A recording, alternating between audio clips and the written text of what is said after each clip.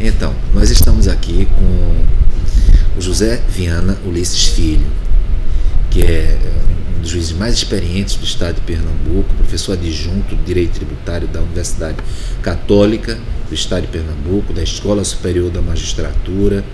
Enfim, um juiz muito experiente e um professor também muito experiente, mestre pela Universidade Federal de Pernambuco. E a gente terminou o bloco anterior falando sobre a questão dos publicanos. Ou seja, na Roma Antiga, o Estado romano vendia o direito de arrecadar tributo para essa sociedade, uma proto-SA, e eles iam arrecadar com muita vontade. Por outro lado, aqui no Brasil, há quem defenda que, embora a execução fiscal não seja algo que vem dando muito resultado, uma recuperação de ativo muito baixa, isso não poderia ser feito, porque seria uma tarefa específica do Estado. Ou seja, cobrar tributo seria uma tarefa, um serviço público indelegável, não passível de o Estado vir a vender, realizar alguma concessão ou coisa parecida. E aí, a efetividade de um lado permitir aos bancos cobrar as dívidas fiscais, mas por outro lado, essa ideia de que serviço público indelegável não pode ser vendido ou passível de concessão. O que é que tu achas sobre isso? Olha, eu apesar de ainda não ter uma opinião formada com relação a esta questão, até porque na nossa experiência prática tem surgido alguns municípios que têm já partido para negociar créditos tributários no mercado financeiro. Precatório. E agora créditos advindos diretamente aquilo que a gente chama dos tributos podres. Né? Me parece que o município de Belo Horizonte criou uma empresa especificamente para atuar nessa área, e o município do Recife recentemente criou por lei essa empresa. Houve uma grita muito grande por parte da Procuradoria do município, mas me parece que a lei já vinga aqui no nosso município. Né? Não sei como vai funcionar esse trabalho de mercado, de oferecer créditos negociados no mercado mobiliário com a cobrança, né, se oferecendo aí um deságio, né? Se oferece o título e se dá um deságio para ver se o mercado se interessa em adquirir esses créditos. Ninguém sabe, não há ainda nenhuma questão chegou ao judiciário. Não, nenhuma questão chegou ao judiciário, e em termos pragmáticos, ninguém sabe se isso vai trazer resultado positivo. Mas eu realmente eu acho que eu fico sobressaltado com essas soluções, porque a gente percebe que a globalização está avançando, as privatizações estão avançando, o Estado está diminuindo, a soberania dos Estados me parece que estão fragilizadas. As terceirizações estão acontecendo. Enfim, eu tenho essa preocupação, porque eu sou talvez daqueles poucos que ainda acredita no Estado. Né? Eu ainda acredito que determinadas questões dependem da intermediação do Estado. Se o Estado se retira, fragiliza a democracia e fragiliza o povo, principalmente os excluídos. Né? E eu vejo essas soluções mirabolantes não com bons olhos, Hélio. Eu entendo que efetivamente o tributo deva ser cobrado diretamente pelo Estado. Eu entendo que se deve envidar todos os esforços possíveis para que o Estado dê uma solução que ele próprio possa otimizar essa arrecadação. Então, essa questão que você falou referente ao Executivo Fiscal, ela deve ser radicalmente repensada. Eu acredito que a gente tem que fazer uma nova, digamos assim, proposta de execução fiscal em que o Estado possa arrecadar, mas não repassar esses créditos para bancos. Eu não vejo com bons olhos essa alternativa. Uma outra proposta, lembrando que o mestrado da Universidade Católica de Pernambuco tem uma disciplina sobre processo administrativo tributário e sobre processo judicial tributário. Então, dentro dessas discussões, surge também a execução fiscal administrativa, não é? Ou seja, em muitos países, Portugal, França, Itália, não é? Em muitos países, Quando o poder público está envolvido na demanda, não é o poder judiciário que decide, mas é uma instância da própria administração que se pronuncia. Bom, isso tem uma origem histórica em Napoleão. Napoleão não confiava muito no poder judiciário, não é? Infelizmente, não confiava, talvez por muitos motivos, no poder judiciário, e optou por criar o Conselho de Estado francês. Eu te pergunto, será que no Brasil, naquelas causas onde não houver embargos, nós não teríamos a possibilidade de uma execução fiscal administrativa, ou isso seria uma violência aos direitos dos contribuintes? Hélio, eu sempre vi com bons olhos, sempre entendi que esse processo de judicialização da cobrança de títulos de execução fiscal não é nada evoluído, não condiz com a modernidade. Eu sempre entendi que o contencioso administrativo ele teria plenas condições de administrar essa cobrança. A judicialização só ocorreria por parte do contribuinte, quando o contribuinte entendesse que estaria ocorrendo alguma violação nessa cobrança, nesse processo de cobrança desenvolvido pelo contencioso, pela própria administração tributária. Entretanto, nós temos aí um óbice, me parece que de ordem constitucional, que é o princípio da inafastabilidade da jurisdição, que é a cláusula PED, direito fundamental e tal. Mas nós temos tramitando no Congresso alguns projetos, dentre eles o que eu conheço, ele me parece que traz uma proposta muito boa, muito interessante, que não viola o princípio da inafastabilidade. Você delega todo o poder de cobrança para a administração tributária e só a partir dos embargos é que ocorreria a judicialização. Então eu sou simpático, sou simpatizante dessa proposta que tramita no Congresso. Normalmente também se diz que os atos administrativos eles têm algumas características. Entre as características, a auto-executoriedade. Então, note, os atos administrativos costumam ser auto-executáveis. Então, por que não também ser auto-executável o ato administrativo tributário? Essa é uma colocação que por vezes se faz. Mas se responde, não, é porque o poder público no Brasil ele é autoritário.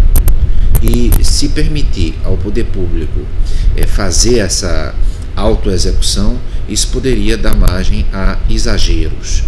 Você acredita que, mesmo tendo a possibilidade de ir a juízo e tal, existiriam exageros da parte do poder público, ou ele seria mais comedido?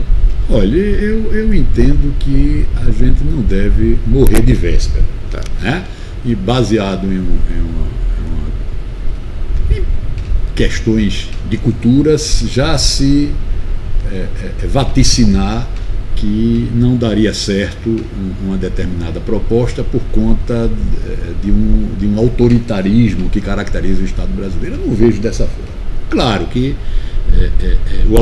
o autoritarismo sempre fez parte da nossa cultura política, até porque vivenciamos períodos bastante longos de ditaduras, né? Então esse viés do autoritarismo ainda está bastante presente, né? Principalmente na nossa geração, né? Acho que esse pessoal mais novo já não tem mais esse viés, mas até a nossa geração nós ainda temos esse sentimento de autoritarismo. Mas eu acredito que esse autoritarismo ele é mitigado pelo Poder Judiciário, pela atuação do Poder Judiciário, né? Então eu acho que vale a pena nós tentarmos, nós ousarmos no sentido de darmos um voto de confiança, né? E permitir que o poder público, ele, através dessa autoexecutoriedade, ele faça, às vezes, da própria administração. Nós já temos exemplos. No município, quando ele regulamenta a ocupação do uso do solo, o município atua muito em cima do princípio da autoexecutoriedade, né, do ato administrativo, sem causar maiores problemas, sem esse viés, esse ranço de autoritarismo. Por que também não passarmos essa tarefa para a área da tributação? Eu acho que valeria a pena. Interessante notar que muitas vezes o brasileiro atribui a Portugal, a colonização, os seus vícios. E em Portugal, note, não é só em Portugal, na França, em Portugal, através do Mouzinho da Silveira, a matéria tributária, né, matéria do poder público, não é julgada pelo Poder Judiciário, mas pelo Poder Administrativo. Bom, mas continuando dentro desse assunto, gênero, mas com outro assunto em espécie, penhora eletrônica. Sim, porque o processo ele vem sofrendo algumas mudanças. O novo Código de Processo Civil está aí, muito discutido, muito criticado, não é? Bom, mas uma das principais tentativas de mudança em termos de efetividade processual foi a penhora eletrônica, eu estou chamando assim, os meios de constrição judicial eletrônicos. Um dos meios é o sistema do Bacenjude. Isso tem funcionado no Estado? Tem, de certa forma sim. Com certeza é um avanço que nós não podemos deixar de registrar, né? Entretanto, as entidades que são que trabalham com essa área, né, no mercado e que sofrem muitas execuções já estão conseguindo aí um antídoto com relação à disponibilização de ativos, de forma que já começou a surgir aí alguns empecilhos, alguns óbices, né, alguns impedimentos por conta dessa técnica que os grandes devedores estão utilizando no sentido de evitar de colocar os depósitos, né, da forma como sempre se teve, justamente para impedir que esses ativos sejam indisponibilizados pelo Poder Judiciário. Se perceba, além da penhora de dinheiro no banco, que é o que nós falamos há pouco, há também entre os meios de constituição judicial, por exemplo, aquela exigência de os cartórios estarem também informatizados, conectados com a justiça, para serem feitas realizados os ônus, né, sobre bens imóveis. Como é que está em Pernambuco? Já existe algum cartório de imóvel informatizado, conectado com o Poder Judiciário? Acredito que sim.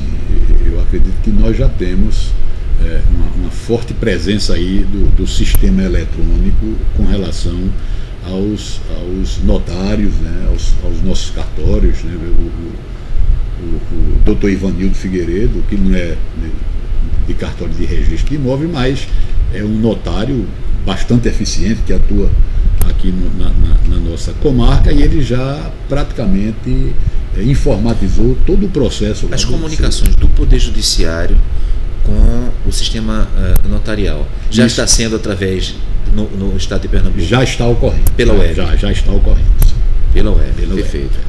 Bom, eu também pergunto, dentro desse sistema processual, a questão das prerrogativas da Fazenda Pública. Na Fazenda Pública, ela costuma ter prazo em quádruplo, contestar, dobro, para recorrer. O que você acha? Acha que atualmente esse sistema ele deveria permanecer, prazos múltiplos para a Fazenda Pública, para o Ministério Público, ou hoje em dia já deveríamos ter prazos não mais multiplicados? Sim, é uma questão bastante polêmica. Eu tenho algumas dúvidas com relação a essa questão.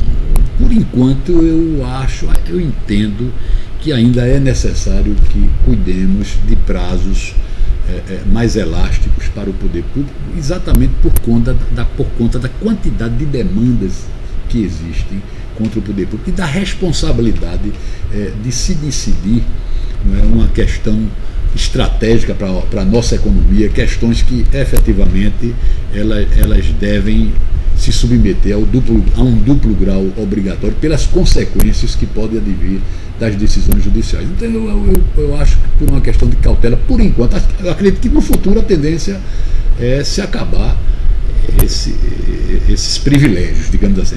Privilégios eu chamaria mais de garantias, essas garantias que decorrem do princípio da supremacia do interesse público sobre o interesse privado. Mas por enquanto, Hélio, eu entendo que ainda são necessárias essas cautelas. O que me remete a uma outra pergunta. Esse novo Código de Processo Civil, ele insiste na uniformização da jurisprudência. Bom, só que a prática que nós estamos acompanhando é no sentido de que, hoje em dia, um tribunal superior, o Superior Tribunal de Justiça, por exemplo, ele tem uma discussão de uma de uma turma com outra turma, reúne-se a sessão para tentar uniformizar aquele entendimento. Só que pouco tempo depois, não é incomum, isso nós observamos muito quando trabalhamos na Turma Nacional de Uniformização, pouco tempo depois vem um ministro, em decisão monocrática, e se pronuncia diferentemente daquilo que foi dito pela sessão, não apenas pela turma, porque houve uma decisão de sessão. Então, dentro de um sistema assim, você acredita que a uniformização de jurisprudência ela tem um espaço, que apostou nesse espaço, o novo Código de Processo Civil, ou isso é uma fantasia? Olha, eu acredito que, mais uma vez voltando ao processo de globalização, nós estamos vivendo tempos líquidos, tudo é líquido, né? O amor é líquido, né? Como Bauman, me parece, um filósofo, sociólogo polonês. E aí estamos, e essa liquidez, né, digamos assim, repercute também na esfera do Poder Judiciário, né? De forma que é uma tentativa, eu acho válida a tentativa, mas com a consciência de que é efêmero, tudo é efêmero. Então, na verdade, eu entendo que essas tentativas devem existir, mas não acredito nelas. Não acredito. Princípio da colaboração. Veja bem, a ideia me parece bem razoável. Ou seja, que as partes devem colaborar com o juiz para que o juiz atinja a melhor decisão, a verdade real. Só que tem um problema nisso tudo, penso, e te provoco para ver se você concorda comigo. Quando o autor vai a juízo, ele já tem um conflito com o réu. Então vai ser muito difícil pedir para que esse autor, esse réu, sejam imparciais. Então nós não estamos em um processo onde, com a colaboração, estamos pedindo para que as partes que têm conflitos de interesses venham a ser um tanto imparciais, colaborem com o juiz na formação da vontade, quando na verdade ela não quer colaborar com o juiz, ela quer ganhar a causa. Por outro lado, quando se permite ao juiz a ampliação das iniciativas de ofício, o juiz deve ser imparcial, mas se você amplia as iniciativas de ofício do juiz, de alguma maneira o juiz não está se tornando parte, quando ele convoca uma testemunha como sendo testemunha dele, do juízo, não é testemunha do autor, nem testemunha do réu. O que é que você acha disso? Tornar as partes imparciais e o juiz caminhando com a iniciativa de ofício a defender o interesse de uma parte ou de outra através da sua atividade jurisdicional. Essa cláusula do novo código tem sido uma das mais polêmicas, tem gerado o maior número de polêmicas, né? A princípio eu entendo que essa tentativa de se conciliar, de buscar sempre de forma alternativa compor os litígios, eu acho que é válido, né? Entretanto, temos que ter limites com relação, né, à eficácia dessa postura que o novo código vai adotar, né? Eu acredito que por detrás dessa ideologia que norteia a mudança está a busca da verdade material, né? Da verdade verdadeira, como se diz, né? Subvertendo mais ou menos aquele adágio que dizia o mundo do juiz, a verdade do juiz é a verdade que está nos autos. E aí você, dando poderes a que o magistrado possa, né, investigar, aprofundar a busca de provas, eu acho que é válido, Hélio. Eu entendo que é uma boa medida. Agora, como eu digo, com parcimônia, sempre dentro de limites de respeitabilidade, né, e de imparcialidade, que eu sei que assim, essa imparcialidade é um mito, né? A imparcialidade do juiz é um mito, até porque não há pessoas neutras quando julgam. Sempre você, né, você é movido de paixões, de crenças, de ideologias. Mas posso rapidamente, eu costumo, as pessoas que foram minhas alunas ou eventualmente que vierem a ser, vão notar que eu digo sempre o seguinte, veja se concorda. Quando eu pego qualquer tema, que seja na justiça, que seja fora da justiça na universidade, eu peço para que as pessoas, dentro dos limites, elas coloquem todos os argumentos favoráveis, sem omissão, e todos os argumentos desfavoráveis, sem omissão. Ou seja, nós não escondemos argumento. Podemos concluir com a parte A ou com a parte B, mas expondo todos os argumentos de parte a parte. Eu acho que isso o juiz pode fazer, estar com os ouvidos abertos para ambas as partes. Sem dúvida, eu entendo que o magistrado que se preza, ele deve proceder dessa forma, né? Nessa tentativa, né, de efetivamente medir, buscar, sempre buscando aquela decisão que seja mais justa, né? Mas a gente sabe que essas questões não são fáceis, né, de si. Desconsideração da personalidade jurídica em matéria empresarial e particularmente em matéria tributária. Note bem que isso em direito do trabalho me parece que já tem uma certa tradição, mas em direito tributário ainda sofre muitas resistências. Normalmente porque o processo administrativo, tem que fazer um pouco minha propaganda, matéria do mestrado, o processo administrativo tributário, ele é um pouco relegado. No Brasil, o processo administrativo tributário é um pouco relegado e existem alguns vícios que são trazidos para o processo judicial. Por exemplo, no processo administrativo, o sócio, ele não foi comunicado, ele não foi informado, ele não participou do processo administrativo. O que é que tu pensas disso? Eu sempre fui favorável ao princípio, né, da desconsideração, né? Até porque percebo, né, na minha experiência, principalmente com o direito tributário, que o núcleo das fraudes está exatamente em se tirar proveito, né, do nosso sistema da ausência, da distinção, né, da distinção entre a pessoa física, sócio do sócio, a pessoa do sócio e a pessoa da sociedade. Então, os maus empresários sempre tiraram um grande proveito desse aspecto. Eu sempre entendi que a desconsideração deveria ser aplicada principalmente em matéria tributária, apesar de que nós já temos um dispositivo, né, no Código Tributário Nacional que legalmente efetua essa desconsideração, mas como você próprio falou, né, ela mesmo no judiciário não tem sido muito bem adequada à nossa realidade. E no processo administrativo, ainda com maior razão. Me parece que há uma disfunção quando ocorre essa ausência, né, de uma comunicação, de uma digamos assim, comunicação ao sócio para que ele integre, né, o que terminava contaminando o processo judicial. Essa relação entre o processo administrativo, essa relação muito próxima do processo administrativo com o processo judicial. Isso nos leva, Ulisses, a discutir também a desconsideração inversa. Como assim? Uma certa oportunidade, claro, o juiz ele não fala de processos concretos, mas de situações gerais. Então, uma certa oportunidade, eu tive contato com a seguinte situação.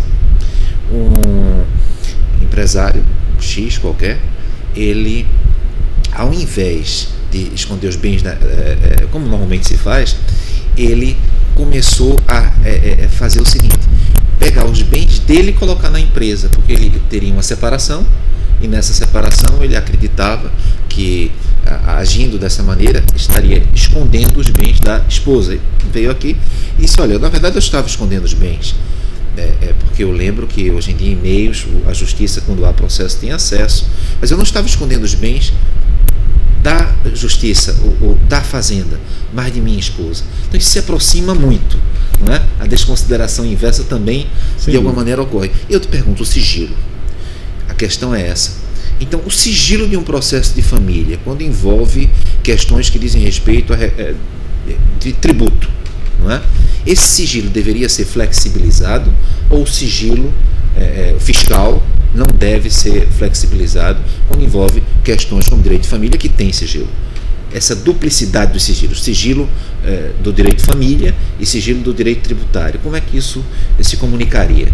É uma questão bastante, como é que eu diria assim, difícil de você emitir uma opinião. A questão é um pouco complicada. Mas na minha formação e também na minha experiência, eu sou muito assim admirador do direito público, né? Eu sou um publicista, digamos assim, e entendo que a supremacia do interesse público ela deve estar sempre realçada. né? Então, eu, quando analiso a questão da supremacia do interesse público sobre o interesse privado, eu relativizo, né, esses princípios de sigilo, esses princípios de determinadas restrições que são impostas, né, por conta do respeito aos direitos individuais, quando a gente sabe que o interesse da coletividade, que é o de arrecadar, né, deve prevalecer sobre eles. Então, eu acho que, eu entendo que deva ser relativizado isso. Medida cautelar fiscal. Esse novo Código de Processo Civil, ele vem, ao contrário do Código de Processo Civil 73, não tem mais uma parte específica sobre processo cautelar. Por outro lado, existe a medida cautelar fiscal. Você trabalhou com a medida cautelar fiscal? Ela é incomum na Justiça do Estado? Como funciona? É uma das questões que eu tenho uma dificuldade imensa em entender, Hélio.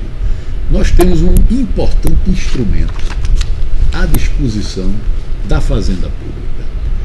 Não sei na esfera federal, que eu não conheço, mas na esfera estadual não é utilizada pelas procuradorias, quer do município, quer do Estado. Eu, na minha experiência, nunca me deparei com uma medida cautelar fiscal na Justiça do Estado.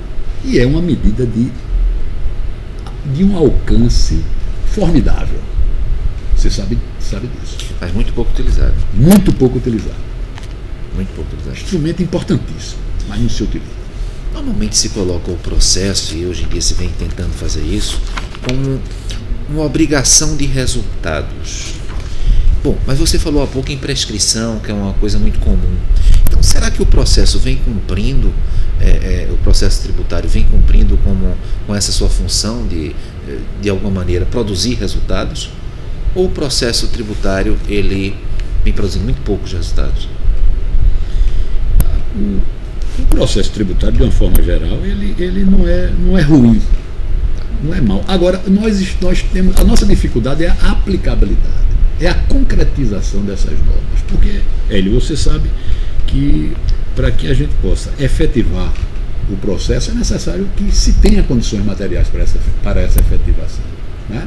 Então, eu entendo que a questão passa necessariamente pelo problema orçamentário, certo, de se dotar, né, as fazendas públicas com recursos suficientes, né, para que ela possa implementar medidas que façam com que essas normas processuais se efetivem. Porque nós vemos, as normas existem, os princípios existem, entretanto nós não temos efetivação por conta da ausência, né, de recursos. Muitas vezes falta recursos, os orçamentos são parcos com relação a esses objetivos. Então, acredito que é por aí que se passa.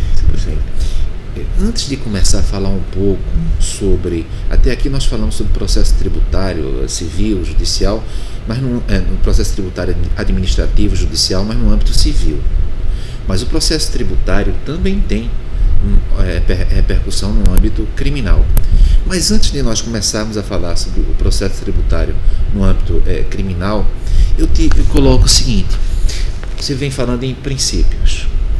O que eu tenho escutado na doutrina em geral, inclusive estrangeira, é no sentido de que muitas vezes os princípios eles são utilizados como desculpas. Tipo assim, uma determinada empresa de cigarros, ela conseguiu uma medida judicial para amplamente divulgar o seu produto, e de repente, porque há uma ideia de que a indústria de cigarros pode provocar algumas dificuldades para a saúde, aquilo cria um certo sentimento em relação àquela decisão.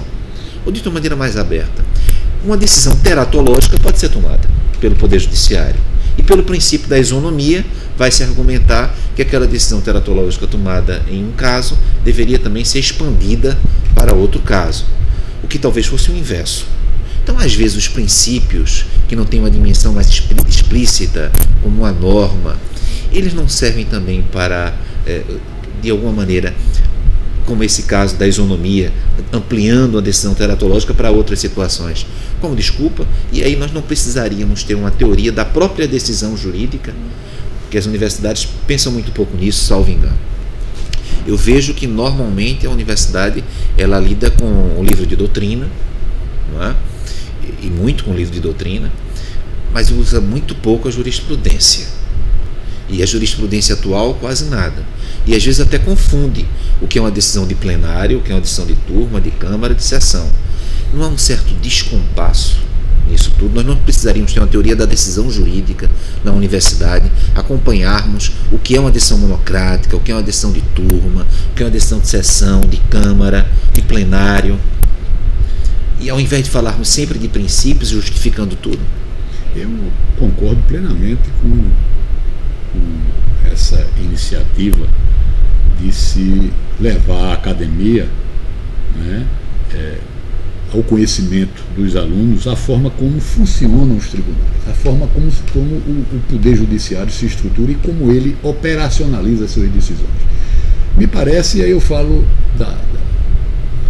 a partir da instituição que eu pertenço, a Universidade Católica, me parece que os cursos de prática forense, eles são mais voltados para essa explicação. Entretanto, pelo que eu ouço dos alunos, deixa muito a desejar por conta de carga horária e outras vicissitudes que ocorrem, mas eu entendo que seria fundamental que tivéssemos, além dos cursos práticos, um reforço através de disciplinas teóricas mesmo, que viesse a consolidar, não é, a formação dos alunos em matéria de estrutura jurisdicional, jurisprudência e tal. E com relação aos princípios, a gente está vivenciando um momento muito difícil no judiciário com o que se chama de principiologismo. Tudo que se procura resolver no nosso país, o princípio tem sido como se fosse a grande panaceia para resolver os problemas. Então, você, quando quer dar uma decisão de acordo com o seu sentimento, com o que o seu umbigo acha que é justo, você justifica com o princípio. Então está aí, se coloca a dignidade da pessoa humana. Então hoje, qualquer decisão é dada para um lado, para outro, contraditória ou não, baseado, lastreado em dignidade da pessoa humana. Então nós percebemos muito, Hélio, esse problema com relação à saúde pública. Decisões que são extremamente equivocadas, completamente divorciadas da lei, lastreada em princípio, quando se sabe que o princípio por si só ele não se basta, né? Tem que ter uma norma, uma regra vinculada a esse princípio. Me parece que o professor Marcelo Neves tem trabalhado muito com essa questão de princípios, atrelando a regra aos princípios, ao contrário de outros autores que trabalham com o princípio, como Dworkin, né, como Alexis, e me parece que Marcelo traz um meio termo aí entre as duas teorias. Então é interessante que o judiciário passe também a verificar esse problema, né, de que o princípio por si só ele não está ali para resolver, né, e para você decidir como você entende, como você acha que é o que é justo, não é. Você deve sempre buscar uma regra e atrelar aquela regra ao princípio, que esse é o meu entendimento com relação a esse problema dos princípios. Então, Ulisses, passou tão rápido, né? Nós estamos encerrando agora esse bloco. Eu queria te agradecer, porque você sabe que não é fácil a gente lidar com tributário, financeiro, que os alunos muitas vezes não gostam dessas disciplinas, eles são um tanto refratários, e essa iniciativa pretende exatamente fazer, você fazendo parte do grupo também de tributário, não é? Com que a gente consiga vencer essa dimensão de resistência dos alunos. Muito obrigado, Ulisses. Quem agradece sou eu, e estou à sua disposição para, sempre que você quiser contar com a minha colaboração, estarei sempre ao dispor do grupo, né, e da academia, assim, para ver se a gente consegue avançar com relação aos princípios de democracia, a própria democracia, a legitimidade, né, enfim, tudo que a gente entenda que vem para o bem da nossa coletividade.